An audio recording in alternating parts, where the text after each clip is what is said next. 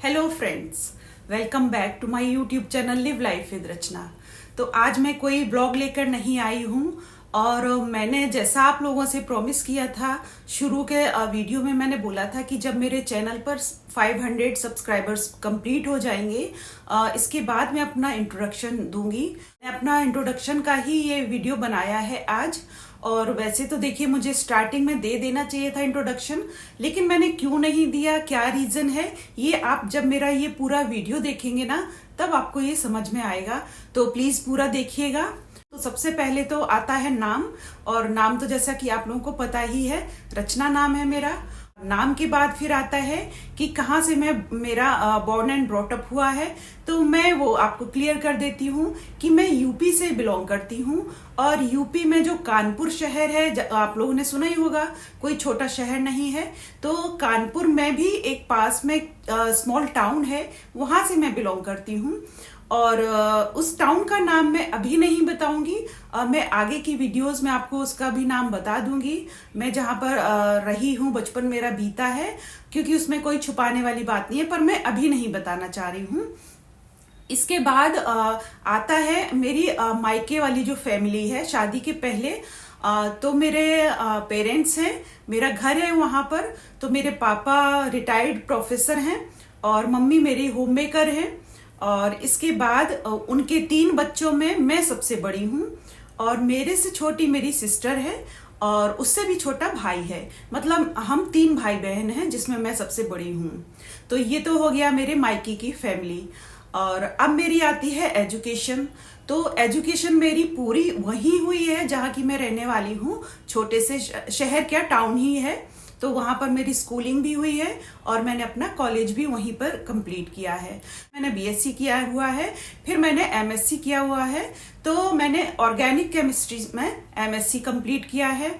तो देखिए फिर होता क्या है, अपना जब मेरी जनरेशन के टाइम की मैं बात कर रही हूँ, और वो भी एक स्मॉल टाउन से जो बिलोंग करते हैं लोग, तो वहाँ एक ना मेंटालिटी हो जाती है ऐसी कि कंप्लीट हो गई है पढ़ाई, अब क्या, अब शादी कर दो लड़की की। तो वही था, मेरे पेरेंट्स भी वैसे तो देखिए अच्छे खासे एजुकेटेड हैं, तो लेकिन उन लोगों को भी ये था बाहर जाके इसको भेजना नहीं है पढ़ाई के लिए कहीं भी। ये चीज उन लोगों को था शुरू से, अच्छा घर देख देंगे, अच्छी शादी कर देंगे। तो बस इसीलिए वो जैसे ही मेरी एमएससी कंप्लीट हुई, उन्होंने जल्दी से अपना देखना शुरू कर दिया घर शादी के लिए। तो जल्दी मिल भी गया, क्योंकि मेरी जहाँ शादी हुई है फर्स्ट टाइम देखा है, मिला है, और वही हमारी फिक्स हो गई थी शादी। इस तरह से मेरी अरेंज मैरिज है। तो अब मैं बात करती हूँ आपको ससुराल वाली फैमिली के बारे में। तो ससुराल मेरी जो है ना, आपको मैं बहुत ही क्लियर बता दूं कि जहाँ मेरी शादी हुई है, और तो एक छोटी फैमिली है, और मेरी बहुत अच्छी फैमिली मुझे मिली। मैं बहुत ही लकी इस मामले में रही हूँ कि मुझे एकदम बहुत अच्छी सी फैमिली, छोटी सी फैमिली मिली है। अच्छे से मतलब यहाँ मेरा पैसे से बिल्कुल भी नहीं है कि बहुत ज्यादा पैसा है इसलिए अच्छी, ये बात नहीं है। अच्छे से मेरा यहाँ कहने का मतलब है कि लोग अच्छे, बहुत अच्छी सोच वाले लोग, और बहुत प्यार करने वाले एक दूसरे को, और हमेशा एक दूसरे के लिए खड़े रहने वाले लोग, जो कि बहुत ही एक फैमिली को जोड़ने के लिए, अच्छी बॉन्डिंग के लिए बहुत ही जरूरी होता है। और ये चीज मैंने अपने ससुराल में आकर ही देखी। बिल्कुल मैं ये चीज गर्व के साथ कह सकती हूँ कि मुझे एक ऐसी फैमिली मिली जिसमें सभी लोग बहुत अच्छे थे। तो जैसे मेरी मायके की फैमिली में हम 3 बच्चे और मेरे मम्मी पापा थे। तो यहाँ आकर भी उससे भी छोटी ही फैमिली थी, क्योंकि मेरे यहाँ पर इन लॉज और मेरे हस्बैंड और उनकी बहन, मतलब मेरी सिस्टर इन लॉ, तो 4 लोग थे यहाँ पर मेरी ससुराल में पहले। और मैं आई तो मैं एक जुड़ गई, तो 5 हो गए टोटल। तो बस यही मेरी फैमिली थी। उनके 2 ही बच्चे हैं। तो और मैंने जैसा कि बताया कि सब मुझे बहुत अच्छे मिले। मेरे इन लॉज बहुत ही अच्छे, हर तरीके से अच्छे, मुझे बहुत प्यार करने वाले, क्योंकि मैं एक अकेली उनकी बहू हूँ। तो मुझे भरपूर उन्होंने प्यार दिया, जितना जो कर सकता है। उतना इसमें कोई बिल्कुल भी गलत बात नहीं है, और बहुत इस मामले में मैं लकी रही हूँ।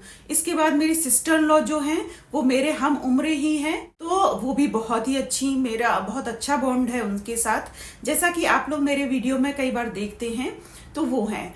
और मेरे हस्बैंड की बात आती है तो हस्बैंड भी उनका नेचर भी, जब घर में सभी अच्छे होंगे तो ऑब्वियस सी बात है कि वो भी अच्छे ही होंगे। तो उनका नेचर भी अच्छा, बहुत ही लविंग केयरिंग हस्बैंड मेरे।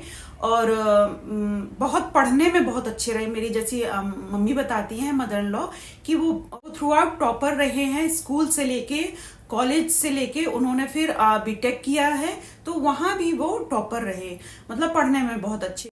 तो इसके बाद बस यही है कि शादी हो गई, अच्छा घर मिल गया, और इससे ज्यादा एक लड़की को क्या चाहिए होता है। तो जैसा हम लोगों के मतलब मायके में पेरेंट्स को भी पता लगा कि अच्छा घर है, जैसा मैं लड़की बताती है जाके, तो वो लोग भी बहुत खुश हुए, बहुत ही अच्छा है सब कुछ।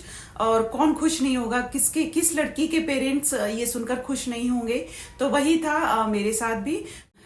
न्यूली मैरिड लड़की की एक्सपेक्टेशन क्या होती है, यही होती है अच्छे लोग मिलें, ससुराल के लोग अच्छे हों, प्यार करने वाले हों, हस्बैंड अच्छा हो, लविंग हो, केयरिंग हो, और क्या चाहिए। तो बस ये सब कुछ मुझे मिला था, मैं पूरी तरह बहुत खुश थी। प्राइवेट कंपनी में जॉब, उनकी बहुत अच्छी पोजीशन पे मेरे हस्बैंड।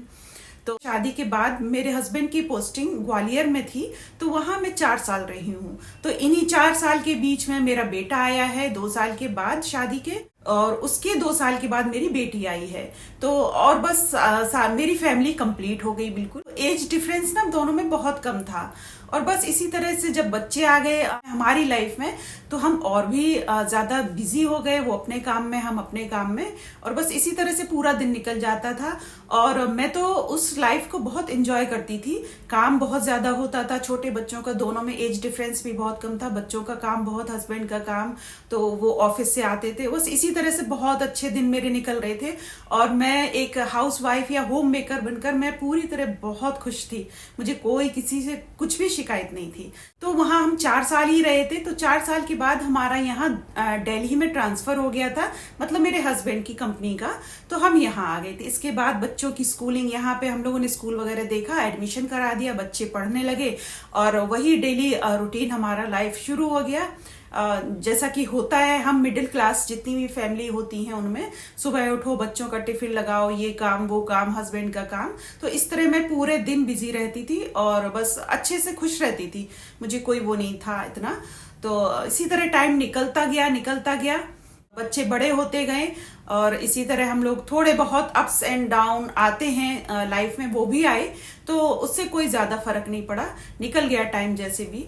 अब मैं बात करती हूँ आपको, क्योंकि देखिए यहाँ पर ना बहुत डिटेल में बताऊंगी तो वीडियो बहुत लंबा हो जाएगा, इसलिए मैं थोड़ा थोड़ा आपको बताती हूँ।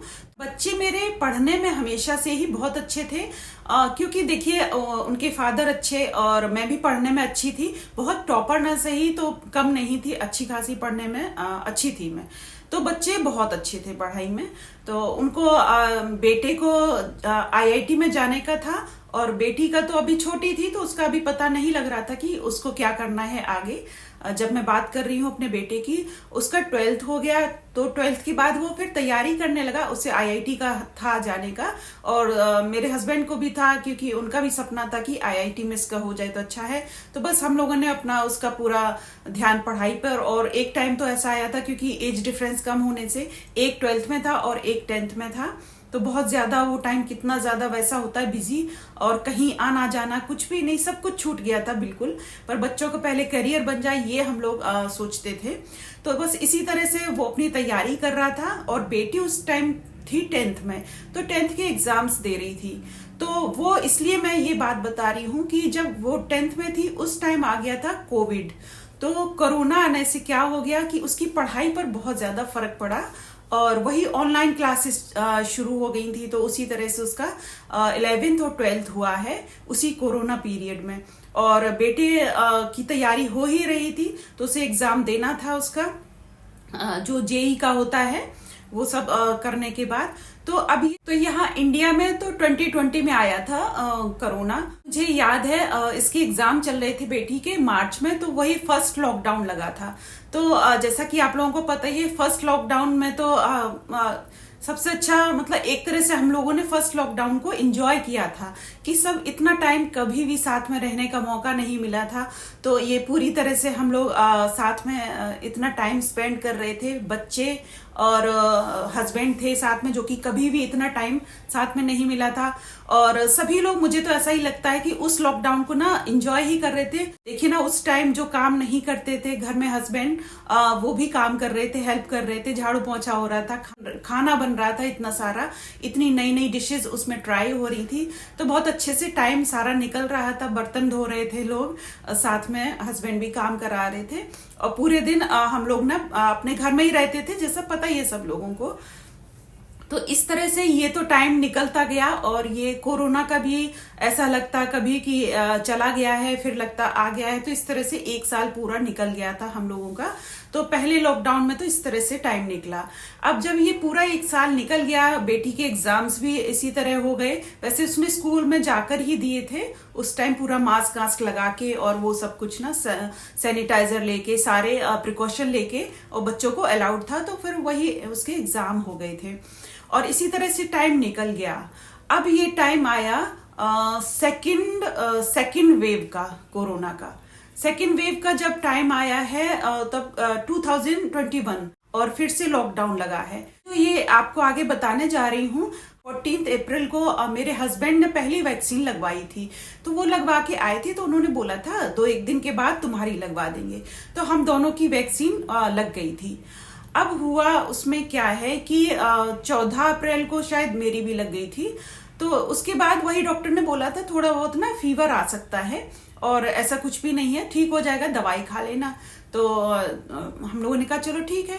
तो हम लोग घर आ गए थे। हल्का सा फीवर मुझे आया था, ज्यादा नहीं था, और हस्बैंड को तो बिल्कुल भी नहीं आया था, और बच्चों की तो वैक्सीन आई ही नहीं थी तब उस टाइम। अब बात मैं करती हूँ 19 तारीख की, 19 अप्रैल की। 19 अप्रैल को मैं चाय बना रही थी किचन में। जैसे कि आप लोग देखते हैं मैं सुबह चाय बनाती हूँ, वैसे ही चाय बना रही थी उस टाइम भी। मुझे ना एकदम चाय बनाते बनाते बहुत तेज चक्कर सा आया। एकदम से मैं बिल्कुल ऐसे झूल गई, और बिल्कुल आंखों के आगे काला काला बिल्कुल छा गया, मुझे कुछ नहीं दिख रहा था। तो मैं जल्दी से उसको फ्लेम को लो करके और अपने बेडरूम में आ गई, यहाँ पर बैठ गई। तो हस्बैंड बोले क्या हुआ? मैंने कहा पता नहीं, एकदम अचानक से ना चक्कर से आए। और इतना कहते कहते ही ना मैं बिल्कुल, ऐसा लगा कि इतना वीकनेस इतनी जल्दी ऐसे कैसे हो सकता है। तो समझ नहीं आ रहा था कुछ भी। और इसके बाद फिर वही हल्का सा ना फीवर भी आने लगा। अब सब लोग डर गए। तो उस टाइम आप लोग जानते ही हैं कि जरा भी कुछ होता था तो कितना डर लगता था। तो अब थोड़ा सा डाउट तो सबको मन में वही होता था कि कहीं कोविड ना हो। तो लेकिन बस ये था कि मुझे अभी शुरुआत कुछ हो रही थी, तो ये भी था कि वायरल हो नॉर्मल फ्लू हो सकता है, यही सोचा हम लोगों ने। लेकिन फिर भी हस्बैंड बोले कि टेस्ट करा लेते हैं। और टेस्ट में आप लोगों को पता कितना मुश्किल होता था, लंबी लंबी लाइन लगती थी। पर फिर भी मैं गई टेस्ट कराने के लिए। टेस्ट कराया मैंने, तो रिपोर्ट भी तुरंत मिलती नहीं थी, और रिपोर्ट ना 2 दिन के बाद फिर मिली है। यानी कि 19 को मैंने टेस्ट कराया है और मेरी रिपोर्ट आई है 21 को। तो मैं तो लेटी थी, क्योंकि मेरी हालत तो ना धीरे धीरे खराब ही होती जा रही थी। फीवर भी थोड़ा तेज होता जा रहा था और खांसी भी शुरू हो गई थी मुझे। तो मैं तो अंदर से कंफर्म थी कि मुझे हो गया है कोविड। लेकिन वही रिपोर्ट का इंतजार था। तो रिपोर्ट जब आई है, तो बेटे ने ड्राइंग रूम, जो कि आप लोग देखते हैं, वहीं ये लोग बैठे हुए थे, मैं तो अंदर लेटी थी। तो बेटे की मुझे आवाज आई कि मम्मा की रिपोर्ट तो पॉजिटिव आई है। तो बस फिर तो जैसे ही सुना सब लोग एकदम से डर गए। क्या करते उस टाइम, कितना डर था। तो लेकिन फिर भी ये है कि फिर तुरंत ही डॉक्टर से कंसल्ट किया, दवाइयां ली, दवाइयां आई, सारे इलाज शुरू हो गए, स्टीम लेना चालू हो गया, प्राणायाम करना हो गया, और काढ़े पीने शुरू हो गए, गिलोय खाना, सब कुछ, मतलब जो भी उन दिनों जो कुछ बता देता था वही हो रहा था। तो वो सब शुरू हो गया। और मैं अपना फिर आराम करती रही, लेटी रही, और जैसे ही फीवर आता था तो दवाई मैं खा लेती थी। लेकिन मेरा फीवर जा नहीं रहा था बिल्कुल भी। थोड़ी देर 2-4 घंटा मतलब जैसे चला गया दवाई का, जब तक असर रहा, और फिर आ जाता था फीवर। लेकिन ये था कि बाहर हॉस्पिटल में ले जाने का नहीं हो रहा था। ये लगा था कि ठीक हो जाएंगे, जैसे कि फर्स्ट टाइम हम लोग ठीक हो रहे थे, उसी तरह लगा फर्स्ट वेव में जो ठीक हो रहे थे कि हो जाएगा, कोई बात नहीं, 1 हफ्ते तक तो रहता ही है, उसके बाद ये ठीक हो जाएगा। पर मेरा नहीं हो रहा था ठीक। अब मैं आपको बात बताती हूँ। तो इस तरह 21 के बाद 21, 22, 23, 24 तक मेरा इसी तरह घर में हम अपना करते रहे ट्रीटमेंट, डॉक्टर की देखरेख में ही थे पूछकर। 24 की सुबह मैं सो रही थी, 6 बजे की बात होगी, सुबह सुबह लेटी थी, मैं तो थी ही बीमार। मुझे ना अचानक से कुछ आवाज सी लगी, और आवाज मैंने सुनी कि ऐसे आ रही है, रचना रचना रचना, इस तरह की। तो मैंने कहा मेरा नाम कौन ले रहा है। आंख खोली, मैंने देखा कि मेरे बेड पर हस्बैंड नहीं है। तो मुझे लगा पता नहीं क्या हुआ, उठे होंगे, सुबह तो उठता ही है कोई। उठकर बाथरूम, मुझे फिर मैं समझ गई बाथरूम से आवाज आ रही है। तो मैं एकदम से फिर उठी उस टाइम, और उठकर मैंने धक्का मारा बाथरूम के दरवाजे में, तो दरवाजा खुल गया। अच्छा है क्या कि दरवाजा जो है ना, वो जैसे बरसात में बहुत टाइट नहीं हो जाता, उस तरह का दरवाजा मेरा है, थोड़ा टाइट है जो वॉशरूम का है। तो लेकिन टाइट लग जाता है अंदर से, वो कुंडी नहीं लगा। सुबह जब फ्रेश होने के लिए जाते वैसे वो बहुत टाइट बंद हो जाता था। तो मैंने थोड़ा सा धक्का मारा जोर से, तो वो खुल गया। जब मैंने एकदम खोला, देखा जाके, तो वो मेरे हस्बैंड ना नीचे पड़े हुए हैं, और वॉश बेसिन से उनका ऐसा लगा कि जैसे ना सर टकराया हो, और नीचे बिल्कुल गिर गए हैं, और जो टॉयलेट का पॉट होता है उसके बीच में मतलब नीचे पड़े हुए। अब मैं तो एकदम देख के घबरा गई बहुत बुरी तरह, वैसे भी मेरी हालत खराब, मुझे कुछ समझ ही नहीं आ रहा मैं करूं तो करूं क्या। मैं उनको उठाने की कोशिश कर रही, और उठेंगे कैसे, आप समझ सकते हैं एक आदमी, कोई बड़ा आदमी कैसे उठ सकता है, वो भी इस कंडीशन में। मेरी हालत खुद ही इतनी खराब और इतनी ज्यादा वीकनेस में। लेकिन मैंने उन दिनों ना एक चीज सुन रखी थी कि ये ऑक्सीजन का लेवल कम हो रहा है लोगों का, तो वही मैंने सोच के ना वहां पर एक गद्दा बिछा दिया, जल्दी से चादर या गद्दा कुछ बिछा दिया मैंने, और उनको लिटाने की कोशिश करने लगी, क्योंकि मैंने सुना था पेट के बल लेटकर और सांस जल्दी जल्दी लो तो उससे थोड़ा सा सही रहता है ऑक्सीजन का लेवल। तो उनको लिटा दिया। लिटाने के बाद मैं लेट भी गए थे वो, तो लिटाने के बाद मैं तुरंत ही फिर दीदी को बताया कि दीदी जल्दी चलिए, ये देखिए ना गिर गए बाथरूम में। तो वो आई, दौड़कर आई, तो उन्होंने वही ऑक्सीमीटर वगैरह होते थे घरों में, तुरंत उनका ऑक्सीजन लेवल देखा तो बहुत कम निकला, उनका 85 के करीब। तो हम लोग ना इतनी बुरी तरह घबरा गए। फिर बस वही फटाफट से हम लोगों ने कहा तुरंत हॉस्पिटल ले जाओ इन्हें, चाहे जैसे भी। लेकिन उन दिनों आप सोच सकते हैं क्या हाल था, इतने कॉल, इतने लोगों को, इनके फ्रेंड्स सर्कल में सब लोगों को कॉल कर दिया, कहीं हॉस्पिटल में बेड खाली नहीं, टैक्सी नहीं, गाड़ी नहीं, कोई आने को तैयार नहीं। जितने रिलेटिव्स थे यहाँ पर सबको कॉल किया, इस तरह से उसमें ही निकल गए 2 घंटे तो करके। फिर एक जगह ना हॉस्पिटल में एक बेड खाली मिला, तो वहां इनको ले जाकर एडमिट किया तुरंत। तो एडमिट करने में मेरी सिस्टर लॉ गई थी, क्योंकि मैं तो जा नहीं सकती थी और बच्चे भी नहीं जा सकते थे, वो गई। और मेरी जो रियल सिस्टर है वो यहीं रहती है मेरे साथ, मतलब मेरी सोसाइटी में, अलग घर में रहती है, उसका अपना घर है। तो वो और उनके हस्बैंड वो गए। फिर मेरा भाई भी रहता, उसको भी तुरंत सुबह ही कॉल करके बता दिया था, तो वो भी आ गया था। वो सब लोग लेकर उनको फिर हॉस्पिटल में एडमिट कर दिया। तो बस ये हम लोगों को राहत थी कि चलो एक बेड मिल गया, डॉक्टर मिल गए, और बस उनका इलाज शुरू हो गया। जैसे कि उन दिनों जो भी हो रहा था, टेस्ट वगैरह हुए। जब टेस्ट हुए तो उसमें बहुत ज्यादा इन्फेक्शन हुआ, निकला उनका। तो थोड़ी सी फिर हम लोग चिंता में पड़ गए, इन्फेक्शन बहुत ज्यादा। लेकिन फिर भी डॉक्टर ने कहा कि कोई बात नहीं, घबराओ नहीं, हम इलाज कर रहे हैं पूरा। तो इस तरह से वो अपना टेस्ट करते रहे, और जो भी स्टेरॉइड वगैरह उन दिनों कितना चल रहा था वो सब दिए गए, उनको चल रहा था। और मैं इधर अपने जूझ रही थी, क्योंकि मेरा फीवर बढ़ता ही जा रहा था, 104 तक मेरा फीवर। तो इस तरह 24 को उनको एडमिट किया, 25 को इलाज चलता रहा, 26 को मेरी हालत बहुत खराब हो रही थी, बहुत ज्यादा, 104 फीवर। जब मेरा भाई आया, देखा उसने, तो उसने मुझे देखकर वो समझ गया कि इनकी हालत बहुत ज्यादा खराब है। तब वो मुझे हॉस्पिटल जबरदस्ती करके, हॉस्पिटल नहीं, टेस्ट कराने के लिए ले गया कि तुम चलो, अभी चलो। तो मैं यहाँ एक चीज बता दूं आप लोगों को कि मुझे हॉस्पिटल से फोबिया है, बहुत ज्यादा। मैं अभी भी नाम लेती हूँ ना तो मुझे ना अजीब सा एक वो लगता है, बहुत मैं डरती हूँ हॉस्पिटल के नाम से। कोई बीमार होता है मेरा, मैं वहां देखने नहीं जा पाती, पता नहीं क्यों, मुझे है शुरू से। तो बस मैं इसीलिए जाना नहीं चाह रही थी, मैं इसीलिए किसी को बता नहीं रही थी कि मुझे इतना फीवर आ रहा है। दवाई खाए जा रही थी, दवाई खाए जा रही थी, लेकिन वो फिर मुझे ले गया वहां। मेरे उसने टेस्ट कराए, तो टेस्ट कराए तो वैसा ही पता ही है, इन्फेक्शन बहुत ज्यादा निकला। 16% उस टाइम बहुत ज्यादा होता था। तो जैसे ही उसको रिपोर्ट हाथ में आई तो उसका तो मैं चेहरा देख के समझ गई, बिल्कुल रंग उड़ा हुआ था, बहुत ज्यादा ही, लेकिन रंग उड़ा हुआ था चेहरे का। तो मैंने सोचा पता नहीं क्या हो गया मुझे, इतना क्यों ये परेशान है। पर खैर जो भी था ठीक है, जो टेस्ट करा दिए थे, दवाइयां लिख दी थी, फिर हम फिर से घर में ही आ गए। फिर ये होने लगा 26 तारीख की ये बात है, जब मैं टेस्ट करा के घर में आ गई हूँ। और घर में आकर फिर भाई कह ही रहा था कि तुम्हें भी हॉस्पिटल में एडमिट कराना पड़ेगा।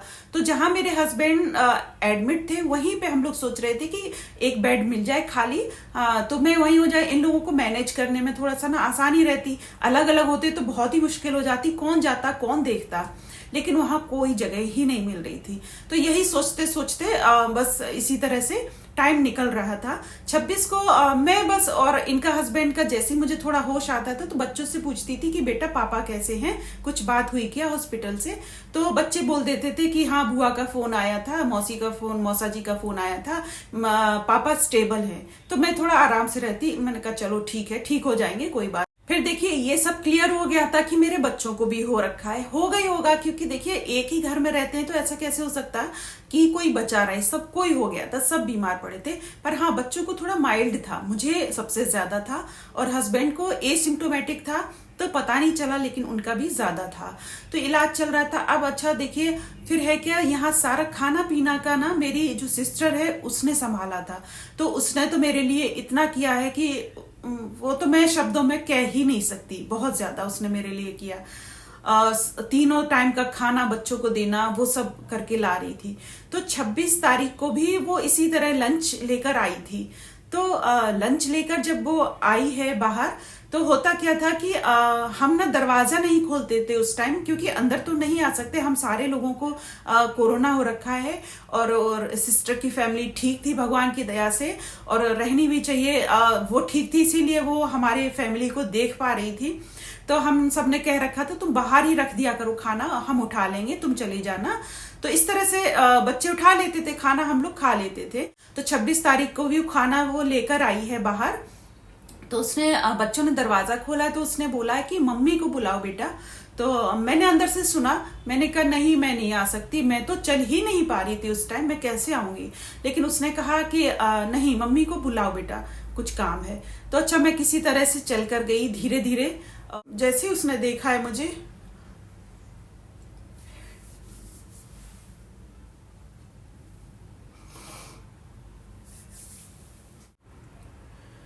उसने मुझे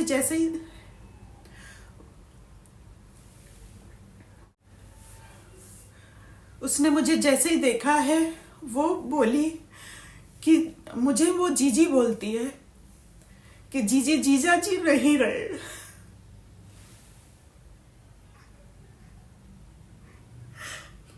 बोली जीजा जी नहीं रहे।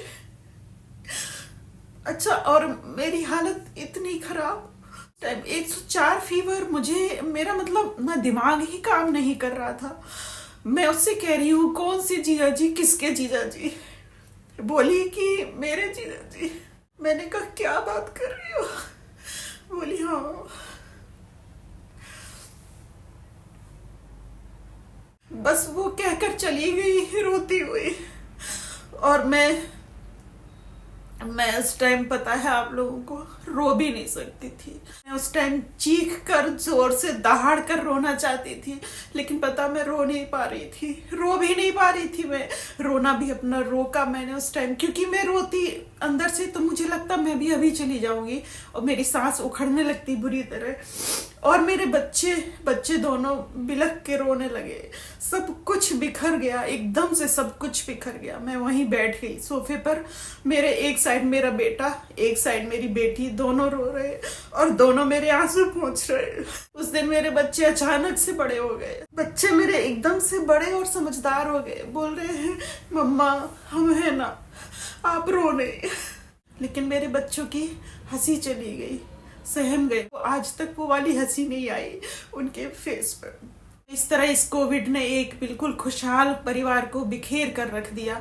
इतनी अच्छी मेरी फैमिली, बच्चों की पढ़ाई सब कुछ डिस्टर्ब हो गई। और मेरा बेटा आईआईटी में जाना चाहता था और उसका ना पूरा वैसे बीमार भी था, 1 महीने का, पढ़ाई बिल्कुल भी नहीं हुई। कितना उसके ऊपर फर्क पड़ा। सारे एकदम सपने लगा कि सब टूट गए, चूर चूर होके रह गए। हम सब बिलख के रह गए, रो कर रह गए, कुछ भी नहीं कर सकते थे, कुछ भी नहीं हो सकता था। तो यही हकीकत है। मेरे पति, मेरे हस्बैंड अब इस दुनिया में नहीं है। आप लोग पूछते हैं ना कि आपके हस्बैंड नहीं दिखते, तो यही कारण है। वो नहीं दिखते हमारे व्लॉग में, मेरे व्लॉग में, और ना ही कभी दिखेंगे, कभी नहीं दिखेंगे। इसीलिए मैंने अपना इंट्रोडक्शन, ये चीज मैंने शुरू में शेयर इसलिए नहीं की कि पता है मैं इस कहानी को लेकर या अपना इसको लेकर अपनी पहचान नहीं लाना चाहती थी। लेकिन मुझे अपना अगर इंट्रोडक्शन दूंगी तो मुझे ये सब बताना जरूरी है एक बार। मैं इस तरह की बात या रोने का, मैं बिल्कुल भी सोशल मीडिया पे रोने के लिए नहीं आई हूँ।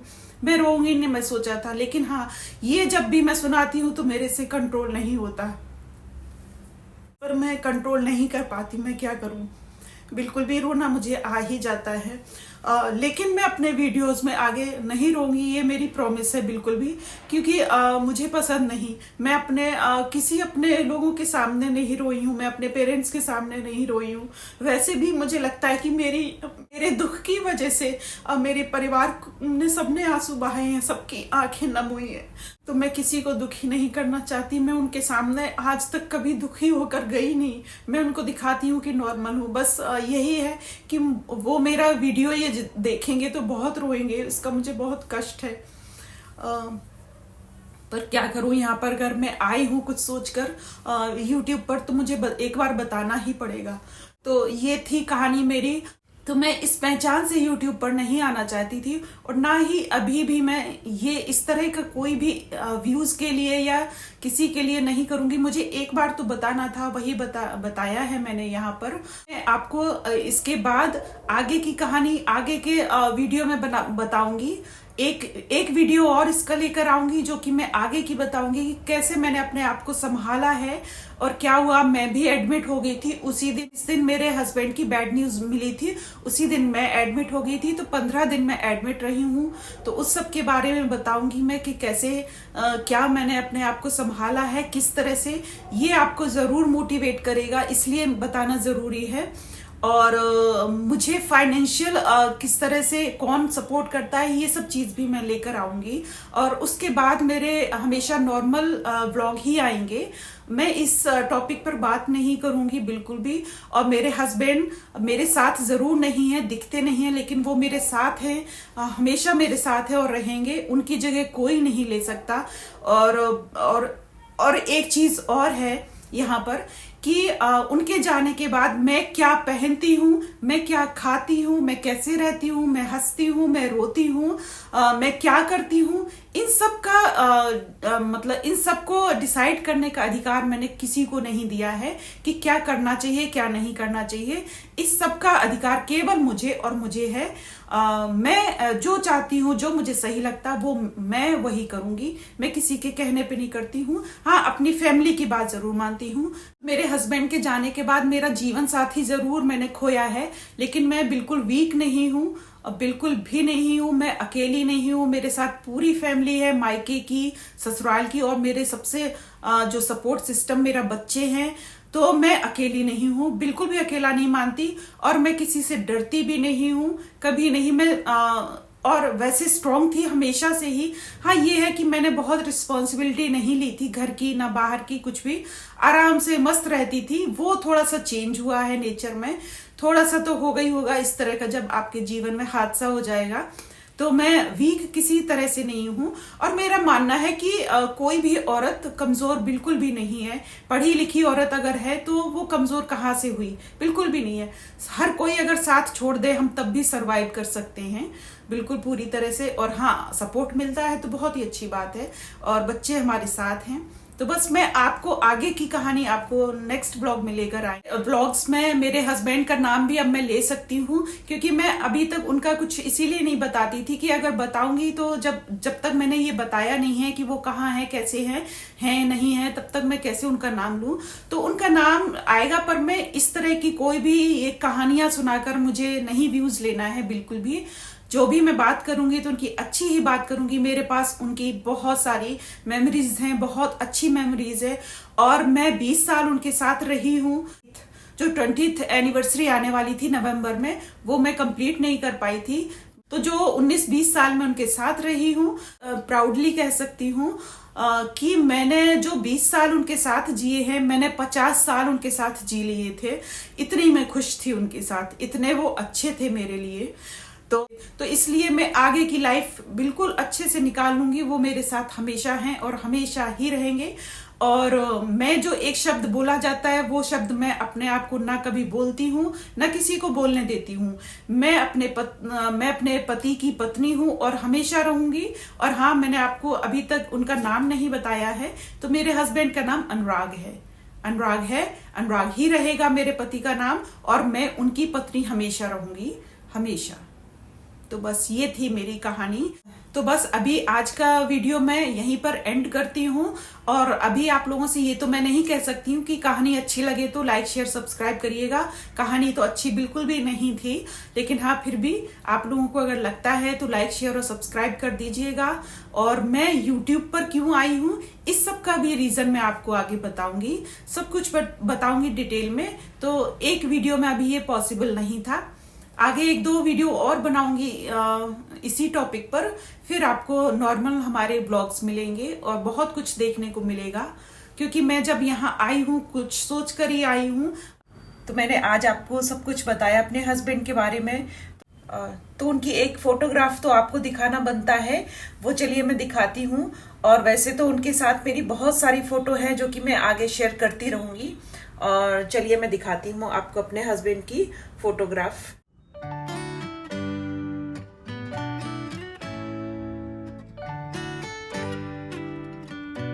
ये है मेरे हस्बैंड।